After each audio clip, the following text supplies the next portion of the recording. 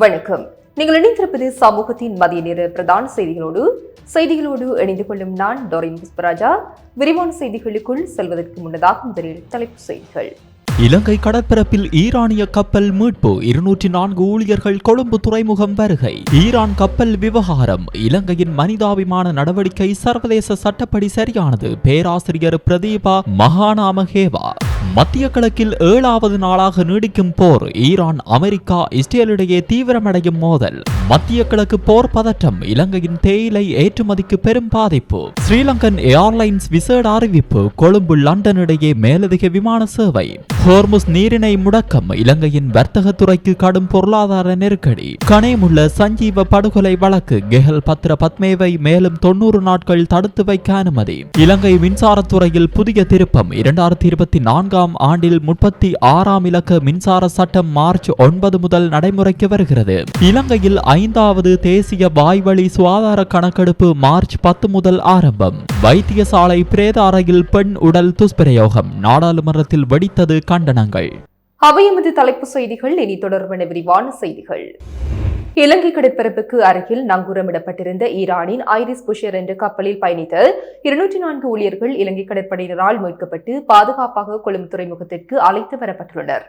இந்த தார்மீக மற்றும் மனிதாயமான மீட்பு நடவடிக்கையை இலங்கை கடற்படை முன்னெடுத்தது. துறைமுகத்திற்கு அழைத்து வரப்பட்ட ஊழியர்கள் அனைவரும் மேலதிக மருத்துவ பரிசோதனைகளுக்காக வெளிசர கடற்படை தளத்திற்கு அழைத்து செல்லப்பட்டுள்ளனர். இந்த நடவடிக்கையை தொடர்ந்து ஜனாதிபதி அனுரகுமார திசாநாயக்க விசேட அறிவிப்பொன்றை வெளியிட்டிருந்தார். இதன்படி குறித்த கப்பலை திருகோணமலை துறைமுகத்திற்கு பாதுகாப்பாக கொண்டு செல்ல நடவடிக்கை எடுக்கப்பட்டு வருவதாக அவர் தெரிவித்தார். ஈரானிய கப்பலில் மொத்தம் 208 பேர் பயணித்ததாக தகவல்கள் தெரிவிக்கின்றன. அதில் 53 அதிகாரிகள், 84 கேடட் அதிகாரிகள், 48 சிரேஷ்ட மாலுமிகள் மற்றும் 23 மாலுமிகள் உள்ளடங்குவர். இந்த மனிதாயமான நடவடிக்கை குறித்து பேசிய சட்ட வல்லுநர்கள், சர்வதேச கடல்சார் சட்டங்கள் மற்றும் ஜெனீவா பிரகடனங்களுக்கு அமைய மோதல்களினால் அல்லது விபத்துகளினால் கடலில் பாதிக்கப்படும் நபர்களை மீட்பது இலங்கை போன்ற ஐக்கிய நாடுகள் சபையின் உறுப்பு நாடுகளின் சட்டப்பூர்வ கடமை என்று சுட்டிக்காட்டியுள்ளனர். மத்திய கிழக்கு பிராந்தியத்தில் நிலவும் போர் பதற்றங்கள் காரணமாக இந்திய பெருங்கடல்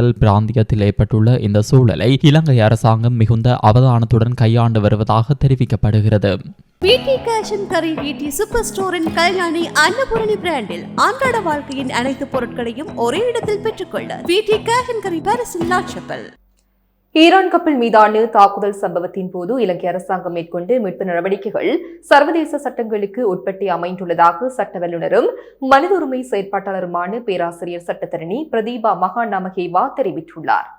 இது குறித்து விளக்கமளித்த பேராசிரியர் பிரதீபா மகாநாமகேவா, இந்த விவகாரத்தில் இலங்கை மனிதாபிமான அடிப்படையிலேயே செயல்பட்டதாக குறிப்பிட்டுள்ளார். ஐக்கிய நாடுகள் அமைப்பின் உறுப்பு நாடான இலங்கை 1949ஆம் ஆண்டின் ஜெனீவா 2ஆம் பிரகடனத்தில் கையொப்பமிட்டு அங்கீகாரம் பெற்ற நாடாகும். இந்த சட்டத்தின்படி கடல் பயணத்தின் போது மோதல்கள் அல்லது விபத்துகளால் பாதிக்கப்படும் நபர்களை மனிதாயமான அடிப்படையில் மீட்பது கட்டாயமான சர்வதேச கடமையாகும். இலங்கை இந்த போரில் பங்கேற்கவில்லை என்றாலும் பாதிக்கப்பட்ட கப்பலில் சிக்கியிருந்த நபர்களை பாதுகாப்பது அல்லது மீட்பது சர்வதேச சட்டத்தின்படி இலங்கையின் சட்ட ரீதியான பொறுப்பாகும். இந்த மனிதாபிமான செயல்பாட்டை எவராலும் சவாலுக்கு உட்படுத்த முடியாது என்றும், இலங்கையின் இந்த நடவடிக்கையை விமர்சிப்பவர்களுக்கு சர்வதேச சட்டம் மற்றும் சர்வதேச சமுத்திர சட்டம் குறித்த போதிய அறிவு இல்லை என்பது தெளிவாகிறது என்றும் அவர் சுட்டிக்காட்டியுள்ளார். எந்தவொரு நாடோ அல்லது தரப்போ இந்த விவகாரத்தில் இலங்கை மீது அழுத்தம் செலுத்த முடியாது எனவும், சர்வதேச சட்ட விதிமுறைகளின்படியே இலங்கை அரசாங்கம் தனது கடமையை செய்துள்ளதாகவும் பேராசிரியர் பிரதீபா மகாநாமகேவா திட்டவட்டமாக தெரிவித்துள்ளார். மத்திய கிழக்கில் அமெரிக்கா, இஸ்ரேல் மற்றும் ஈரான் ஆகிய நாடுகளுக்கு இடையே கடந்த பிப்ரவரி 28 அன்று தொடங்கிய வான்வழி தாக்குதல்கள் இன்று 7வது நாளை எட்டியுள்ளது. இந்த போர் பதற்றம் தற்போது ஒட்டுமொத்த வளைகுடா பிராந்தியத்தையும் அச்சத்தில் ஆழ்த்தியுள்ளது. ஈரான் புரட்சிகர பாதுகாப்பு படை, அந்நாட்டு இராணுவம் மற்றும் போலீசார் உடனடியாக தங்கள் ஆயுதங்களை கீழே போட்டுவிட்டு சரணடைய வேண்டும் என அமெரிக்க ஜனாதிபதி டொனால்ட் ட்ரம்ப் எச்சரித்துள்ளார். சரணடைபவர்களுக்கு பாதுகாப்பு அளிக்கப்படும் என்றும், இல்லையெனில் கடும் விளைவுகளை சந்திக்க நேரிடும் என்றும் அவர் கூறியுள்ளார். மேலும் ஈரானின் ட்ரோன் மற்றும் ஏவுகணை அமைப்புகளை இலக்கு வைத்து அமெரிக்க படைகள் தொடர் தாக்குதல்களை நடத்தி வருகின்றன. இஸ்ரேலின் அடுத்த கட்ட போர் ஈரானிய ஆட்சியின் அடித்தளம் மற்றும் இராணுவ கட்டமைப்பை முழுமையாக சிதைப்பதே தங்களின் நோக்கம் என இஸ்ரேலிய ராணுவ தளபதி லெப்டினன்ட் ஜெனரல் இஎல் ஜமீர் அறிவித்துள்ளார். வான்வழி ஆதிக்கத்தை தொடர்ந்து தரைப்படை மற்றும் தீவிர தாக்குதல்களை உள்ளடக்கிய போரின் அடுத்த கட்டத்திற்கு செல்வதாக அவர் தெரிவித்துள்ளார். இந்த நிலையில் வடக்கு லெபனானின் திரிப்போலி நகரில் மேற்கொள்ளப்பட்ட இஸ்ரேலிய தாக்குதலில் ஹமாஸ் அமைப்பின் முக்கிய தளபதி வாசிம் அத்தல்லா அலி கொல்லப்பட்டார். பெய்ரூட்டின் தெற்கு பகுதியிலிருந்து இடம்பெயர்ந்து வந்த மக்கள் தங்கியிருந்த இடத்திலேயே இந்த தாக்குதல் நடத்தப்பட்டமை பெரும் பதற்றத்தை ஏற்படுத்தியுள்ளது. லெபனானுக்கு போரை விரிவுபடுத்த வேண்டாம் என இஸ்ரேல் பிரதமர் பெஞ்சமின் நெதன்யாகுவிடம் பிரான்ஸ் ஜனாதிபதி இம்மானுவேல் மேக்ரோன் கோரிக்கை விடுத்துள்ளார். ஹிஸ்புல்லா அமைப்பை கட்டுப்படுத்த பிரான்ஸ் லெபனான் ராணுவத்திற்கு உதவும் என்றும் அவர் உறுதியளித்துள்ளார். இதேவேளை கட்டார் தலைநகர் டோஹாவின் வான்பரப்பில் தொடர்ச்சியான ஏவுகணைகளை அந்த நாட்டு பாதுகாப்பு கட்டமைப்பு இடைமறித்து அளித்து வருகிறது. இதனால் நகரின் மைய பகுதியில் இடைவிடாத வெடிப்பு சத்தங்கள் கேட்டு வருவதாகவும் மக்கள் கடும் அச்சத்தில் இருப்பதாகவும் தெரிவிக்கப்படுகிறது. மேலும் ஈரானின் ஷாஹெட் ட்ரோன்களை எதிர்கொள்வதில் தமக்குள்ள அனுபவத்தை பயன்படுத்தி அமெரிக்காவின் கோரிக்கைப்படி உக்ரைன் தனது தொழில்நுட்ப நிபுணர்களை வழங்க முன்வந்துள்ளது. குவைத்தில் ஈரான் நடத்திய ஆளில்லா வானூர்தி தாக்குதலில் 6 அமெரிக்க வீரர்கள் கொல்லப்பட்டதை தொடர்ந்து பாதுகாப்பு காரணங்களுக்காக அங்குள்ள அமெரிக்க தூதரகம் மூடப்பட்டுள்ளது. ஈரானின் மூத்த ஷியா மதகுரு அஹதுல்லா அப்துல்லா ஜவாதி அமோலி ஈரானிய அரசு தொலைக்காட்சியில் உரையாற்றும் போது அமெரிக்க ஜனாதிபதி டிரம்பிற்கு எதிராக கடுமையான கருத்துக்களை தெரிவித்துள்ளார். நாம் இப்போது ஒரு பெரிய சோதனையின் விளிம்பில் இருக்கிறோம். அடக்குமுறை செய்யும் அமெரிக்காவை எதிர்த்து போராடுங்கள் என்று அவர் அழைப்பு விடுத்துள்ளார். இதற்கிடையில்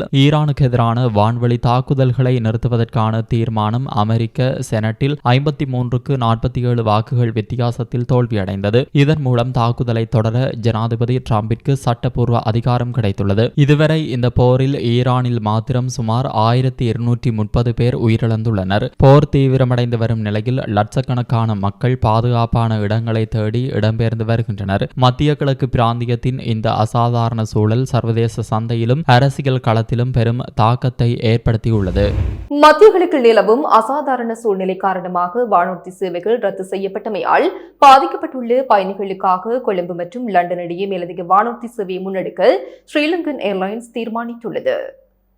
இந்த விசேட வானூர்தி சேவை எதிர்வரும் 8ஆம் தேதி ஞாயிற்றுக்கிழமை அன்று இடம்பெறவுள்ளது. கொழும்பிலிருந்து லண்டன் UL 1205 மார்ச் 8 ஞாயிற்றுக்கிழமை அன்று காலை 6:50 மணிக்கு கொழும்பிலிருந்து புறப்பட்டு அன்றைய தினம் மதியம் 1:10 மணிக்கு லண்டனை சென்றடையும். லண்டனில் இருந்து கொழும்பு UL 1206 அதே நாளில் பிற்பகல் 3:05 மணிக்கு லண்டனில் இருந்து புறப்பட்டு மறுநாள் காலை 6:55 மணிக்கு கொழும்பை சென்றடையும். மத்திய கிழக்கு வான்பரப்பு மூட ரத்து செய்யப்பட்ட வானூர்திகளின் பயணிகளுக்கு முன்னுரிமை அளிக்கும் வகையிலேயே இந்த மேலதிக சேவை ஏற்பாடு செய்யப்பட்டுள்ளது. நிலைமையினை தொடர்ந்து அவதானித்து வருவதாகவும் தேவைக்கேற்ப ஏனைய நாடுகளுக்கான மேலதிக வானூர்திகளையும் இயக்க திட்டமிட்டுள்ளதாகவும் வானூர்தி நிறுவனம் தெரிவித்துள்ளது. பயணிகள் இது குறித்த மேலதிக தகவல்களை பெற 1979 அல்லது 9411777199 அல்லது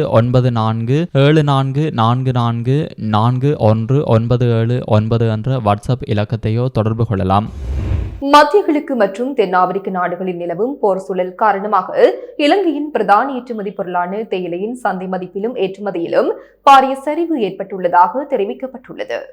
இது குறித்து தேசிய தேயிலை உற்பத்தியாளர் சங்கத்தின் தலைவர் சமன் கீகனகே தெரிவிக்கையில் இலங்கையின் வருடாந்த தேயிலை உற்பத்திக்கான 2,56,000 மெட்ரிக் டன்னில் சுமார் 52% மத்திய கிழக்கு நாடுகளையே நம்பியிருப்பதாகவும் தற்போது அந்த ஏற்றுமதி முடங்கியுள்ளதால் சிறு தேயிலை தோட்ட உரிமையாளர்கள் கடும் பொருளாதார நெருக்கடியை எதிர்நோக்கியுள்ளதாகவும் குறிப்பிட்டார். இது குறித்து கருத்து வெளியிட்ட பெருந்தோட்ட மற்றும் உட்கட்டமைப்பு வசதிகள் அமைச்சர் KV சமந்த வித்யாரத்ன இது அரசாங்கத்தின் நிர்வாக தவறு அல்ல, மாறாக உலகளாவிய அரசியல் சூழலால் உருவான ஒரு தற்காலிக தடையாகும் என தெரிவித்தார். அவர் மேலும் கூறுகையில் தற்போதைய சந்தை மந்தநிலை காரணமாக விவசாயிகள் யாரும் தேயிலை உற்பத்தியை குறைக்க வேண்டாம் என கேட்டுக் கொள்ளப்படுகிறார்கள். உடனடியாக சந்தைப்படுத்த முடியாத தேயிலைகளை முறையாக சேமித்து வைக்குமாறு அதிகாரிகளுக்கு அறிவுறுத்தப்பட்டுள்ளது. சந்தை நிலைமை சீரடையும் போது சேமித்து வைக்கப்பட்டுள்ள தேயிலையை சிறந்த விலைக்கு விற்பனை செய்ய முடியும் என அரசாங்கம் நம்பிக்கை வெளியிட்டுள்ளது. இலங்கையின் தேயிலை உற்பத்தியில் சுமார் 65% பங்களிப்பை வழங்கும் சிறுதோட்ட உரிமையாளர்களின் வாழ்வாதாரத்தை பாதுகாக்க அரசாங்கம் இந்த சூழலை தொடர்ந்து உன்னிப்பாக கவனித்து வருவதாக தெரிவிக்கப்படுகிறது.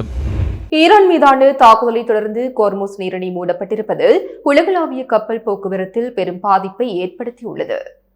இதன் தாக்கம் இலங்கையின் இறக்குமதி மற்றும் ஏற்றுமதி துறையில் கடுமையான பொருளாதார சுமையை உருவாக்கியுள்ளதாக அத்தியாவசிய உணவுப் பொருட்கள் இறக்குமதியாளர்கள் மற்றும் வர்த்தகர்கள் சங்கம் எச்சரித்துள்ளது. கப்பல்களுக்கான காப்புறுதி கட்டணம் கடந்த வாரத்துடன் ஒப்பிடும்போது 0.2% 1% பல மடங்கு அதிகரித்துள்ளது. உதாரணமாக $1,000 மில்லியன் மதிப்புள்ள ஒரு கப்பலுக்கு முன்பு $2 லட்சம் இருந்த காப்புறுதி கட்டணம் தற்போது $1 மில்லியன் உயர்ந்துள்ளது. இது ஒட்டுமொத்த பொருட்களின் விலையிலும் தாக்கத்தை ஏற்படுத்தும். பாதுகாப்பு காரணங்களாலும் காப்புறுதி நிறுவனங்களின் கட்டுப்பாடுகளாலும் கப்பல்கள் மாற்று பாதைகளில் பயணிக்க வேண்டிய கட்டாயத்திற்கு தள்ளப்பட்டுள்ளன. இதனால் சரக்குகள் வந்து சேருவதில் பாரிய தாமதங்கள் ஏற்பட்டுள்ளன. கடல்சார் காப்புறுதி இல்லாமல் வணிக கப்பல்கள் இயங்க முடியாது என்ற நிலையில் இந்த சூழல் உலகளாவிய கப்பல் துறையை நெருக்கடிக்குள்ளாக்கியுள்ளது. ஆசிய நாடுகளுடனான வர்த்தகம் பெருமளவு பாதிக்கப்பட்டுள்ளதுடன் இதன் முழு சுமையையும் இலங்கையின் வர்த்தக துறையே ஏற்க வேண்டியுள்ளதாக வணிகர்கள் சுட்டிக்காட்டுகின்றனர். இந்த நிலைமை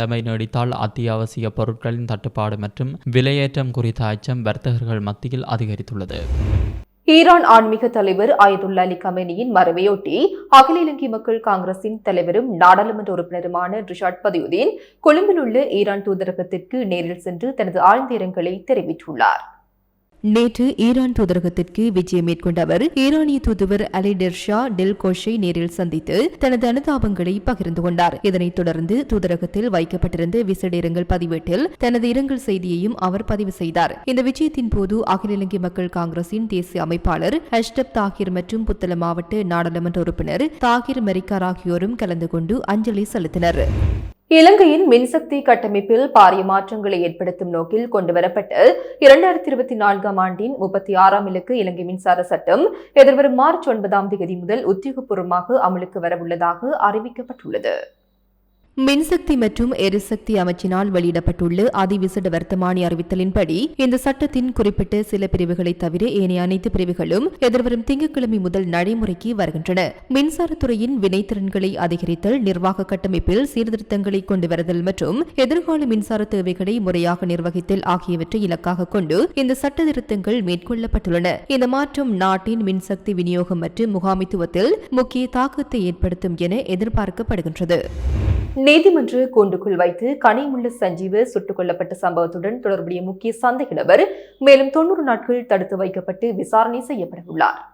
பாதாள உலகக்குழு உறுப்பினர் என கருதப்படும் கெகல் பத்ர பத்மே இந்த வழக்கில் முக்கிய சந்தேக நபர்களுக்கு ஆதரவு அளித்ததாக குற்றம் சுமத்தப்பட்டுள்ளார். இவர் ஏற்கனவே 90 நாட்கள் தடுத்து வைக்கப்பட்டு விசாரிக்கப்பட்டிருந்த நிலையில் விசாரணைகள் இன்னும் நிறைவடையாத காரணத்தால் மேலதிக விசாரணைக்காக இவரை மேலும் 90 நாட்கள் தடுத்து வைக்க குற்றப்புலனாய்வு திணைக்களம் அனுமதி கோரியிருந்தது. பாதுகாப்பு அமைச்சின் அனுமதியை பெற்ற குற்றப்புலனாய்வு திணைக்களம் இது தொடர்பான சமர்ப்பணங்களை கொழும்பு மேலதிக நீதிவான் அசங்கேஸ் போதரகம முன்னிலையில் முன்வைத்தது. இந்த சமர்ப்பணங்களை ஏற்றுக்கொண்ட நீதிவான் கடந்த பிப்ரவரி 26 முதல் அமலாகும் வகையில் சந்தேக நபரை மேலும் 90 நாட்கள் தடுத்து வைத்து விசாரணை செய்ய அனுமதி அளித்து உத்தரவிட்டார். ஹம்பக மாவட்ட குற்றத்தடுப்பு பிரிவின் முன்னாள் உப போலீஸ் பரிசோதகர் நிரோஷன் உதித் உதயசாந்தாவிற்கு எதிரான வழக்கு நேற்று விசாரணைக்கு எடுத்துக் கொள்ளப்பட்ட போதே இந்த மேலதிக விசாரணை அறிக்கை நீதிமன்றத்தில் சமர்ப்பிக்கப்பட்டது குறிப்பிடத்தக்கது. இலங்கையில் மக்களின் வாய்வழி சுகாதார நிலையை மதிப்பீடு செய்து அதற்கேற்ப எதிர்கால சுகாதார திட்டங்களை வகுக்கும் நோக்கில் 5வது தேசிய வாய்வழி சுகாதார கணக்கெடுப்பு மார்ச் 10 முதல் ஆரம்பமாக உள்ளது. உலக சுகாதார நிறுவனத்தின் பரிந்துரைக்கு அமைய ஒவ்வொரு 10 ஆண்டுகளுக்கும் ஒரு முறை இத்தகைய தேசிய அளவிலான கணக்கெடுப்புகள் நடத்தப்பட வேண்டும் என்பது விதியாகும். இந்த வழிகாட்டலுக்கு அமைவாகவே இம்முறை இந்த பிரமாண்டமான கணக்கெடுப்பு முன்னெடுக்கப்பட உள்ளது. இந்த தரவு சேகரிப்பு நடவடிக்கைகள் மார்ச் 2026 முதல் நவம்பர் 2026 வரை நாடு தழுவிய ரீதியில் இடம்பெற உள்ளன. மக்களின் பல் மற்றும் வாய்வழி ஆரோக்கியம் தொடர்பான தற்போதைய நிலையை துல்லியமாக புரிந்து கொள்வதும் அதற்கேற்ப தடுப்பு நடவடிக்கைகளை திட்டமிடுவதுமே இந்த கணக்கெடுப்பின் பிரதான நோக்கமாகும். இந்த கணக்கெடுப்பானது நாட்டின் பொது சுகாதார கட்டமைப்பை மேம்படுத்தவும் நீண்டகால அடிப்படையில் வாய்வழி சுகாதார பிரச்சினைகளை குறைப்பதற்கும் பெரிதும் உதவும் என சுகாதாரத்துறை நிபுணர்கள் எதிர்பார்க்கின்றனர்.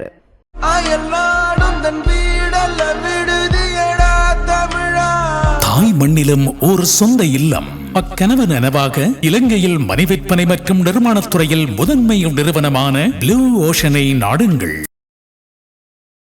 நுவரெலியா மாவட்டத்தில் உள்ள அரசு வைத்தியசாலை ஒன்றில் உயிரிழந்த இளம்பெண்ணின் உடல் பிரேத அறையில் வைத்து துஷ்பிரயோகத்திற்கு உட்படுத்தப்பட்டுள்ளதாக கூறப்படும் சம்பவம் தொடர்பில் நாடாளுமன்றத்தில் கடும் கண்டனங்கள் எழுப்பப்பட்டுள்ளன. சர்வதேச மகளிர் தினத்தை முன்னிட்டு நடைபெற்ற விவாதத்தின் போது நாடாளுமன்ற உறுப்பினர்கள் பலரும் இந்த சம்பவம் குறித்து அரசாங்கத்தின் உடனடி கவனத்தை ஈர்த்துள்ளனர். நாடாளுமன்ற உறுப்பினர் ரோகிணி குமாரி கவிரத்ன இது பற்றி தெரிவிக்கையில், வைத்தியசாலையின் பிரேத அறையில் உயிரிழந்த பெண்ணின் உடல் துஷ்பிரயோகத்திற்கு உள்ளாக்கப்பட்டது வன்மையாக கண்டிக்கத்தக்கது. இந்த சம்பவத்துடன் தொடர்புடையவர்களுக்கு எதிராக உரிய சட்ட நடவடிக்கைகள் எடுக்கப்பட வேண்டும். பெண்களின் பாதுகாப்பு மற்றும் நலன் கருதி தேசிய கொள்கை திட்டம் ஒன்றை இந்த ஆண்டிலேயே நடைமுறைப்படுத்துவது அவசியம் என்று அவர் வலியுறுத்தினார்.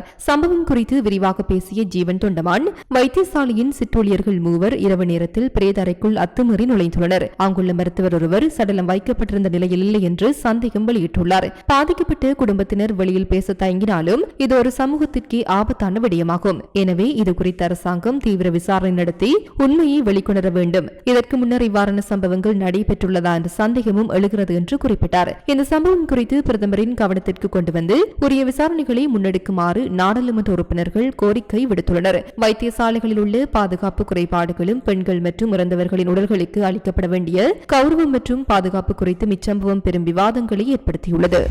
இத்துடன் சமூகத்தின் மதிய நேர பிரதான செய்திகள் நிறைவு பெறுகின்றன. தொடர்ந்தும் சமூகத்தோடு இணைந்திருங்கள். எமது RIP பேச்சுக்கு கிடைத்த மரண அறிவித்தல்கள். யாழ்ப்பாணம் உடுவில் மட்டக்கட்சியை பிறப்பிடமாகவும் வதிவிடமாகவும் கொண்டிருந்த திருமதி அப்பையா சிவஞானம் அவர்கள் 5/3/2026 வியாழக்கிழமை அன்று காலமானார். யாழ்ப்பாணம் வல்வெட்டித்துறையை பிறப்பிடமாகவும் வதிவிடமாகவும் கொண்டிருந்த திரு சண்முகேஸ்வரன் நிதுர்ஷன் அவர்கள் 1/3/2026 ஞாயிற்றுக்கிழமை அன்று கொழும்பில் காலமானார். யாழ்ப்பாணம் காரிநகர் வேதரடைப்பை பிறப்பிடமாகவும் வவுனியா பண்டாரி குளத்தை பதிவிடமாகவும் கொண்டிருந்த திரு கந்தையா குகவரன் அவர்கள் 5/3/2026 வியாழக்கிழமை அன்று காலமானார். யாழ்ப்பாணம் மண்டைதீவு 8ஆம் வட்டாரத்தை பிறப்பிடமாகவும் வேலனை சோழாவத்தையை பதிவிடமாகவும் கொண்டிருந்த திரு விசுவலிங்கம் ராசலிங்கம் பெரிய தம்பி அவர்கள் 5/3/2026 வியாழக்கிழமை அன்று காலமானார். மேலே அறிவிக்கப்பட்ட அனைத்து மரண அறிவித்தல் இறுதிக்கிரியை பற்றிய தகவல்களை அறிந்து கொள்ள ரிப் பேஜை பார்வையிடுங்கள். இதற்கான லிங்க் கீழிருக்கும் டிஸ்கிரிப்ஷனில் பார்வையிடலாம்.